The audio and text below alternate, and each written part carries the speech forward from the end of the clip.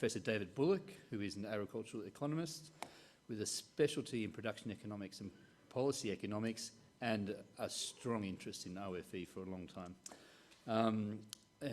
Dave is one of those economists who actually works with farmers and with agronomic experiments, so has a wealth of experience he's going to share with us. So thank you, Dave. I'm a principal investigator of the Data Intensive Farm Management Project, which I'll talk to you about. What we're doing is we're trying to create a cyber infrastructure that folks all over the world can use to conduct on-farm experimentations, and in particular on-farm precision experimentations, which have been talked about a little bit today. And what this does, what this changes, it makes getting data very inexpensive, and I think really can be a game changer for data acquisition, agronomic data acquisition.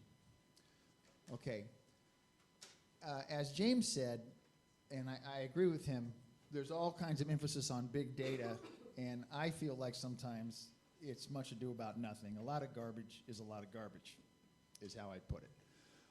So I want to pull back a second and think about what kind of big data, or even what kind of small data, we need. So I'm going to annoy you a little bit with some economics, because I'm an economist, but I think thinking about things conceptually in this way helps me a lot, okay? Yield depends on managed inputs, how much fertilizer you put down, how much whatever, what your seed rates are, et cetera, et cetera.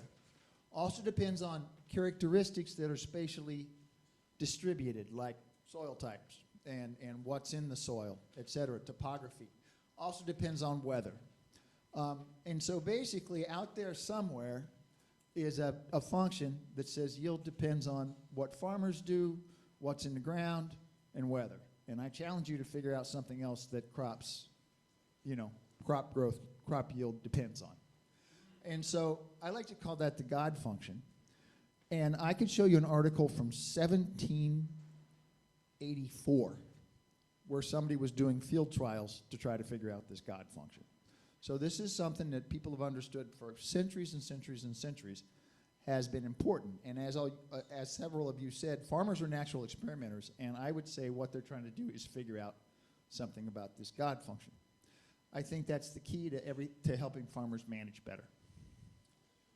Okay, if you take Agricultural Economics 100 in the first month, the professor's going to throw up this response function saying that yield depends on maybe nitrogen or something like that. And he or she is going to say there's a response function, there's the price of the input, there's a price of an output, and from there we can say this is the profit maximizing nitrogen application rate. Now, we don't need to worry about that too much, and obviously real farming is a lot more complicated than that picture, but that's a very basic and important concept. All right? What this says is that to know optimal input application rates, you need to know basically two things: prices, and you need to know the yield response function. A key point here is if you want to know what those curves look like, and you got to know what those curves look like to think about helping farmers make more money, among all kinds of other goals like environmental goals. If you want to know what those look like, for instance, there might be one response function on silty soil and one response function on sandy soil, all right? You're not going to figure out what those look like by looking at satellite data, okay? Because satellite data is going to show most of the farmers doing similar things, all right? And you're going to get a yield map, but a yield map is not going to tell you how different management affects yield. You want to know how does different management strategies affect yield in different sorts of environments.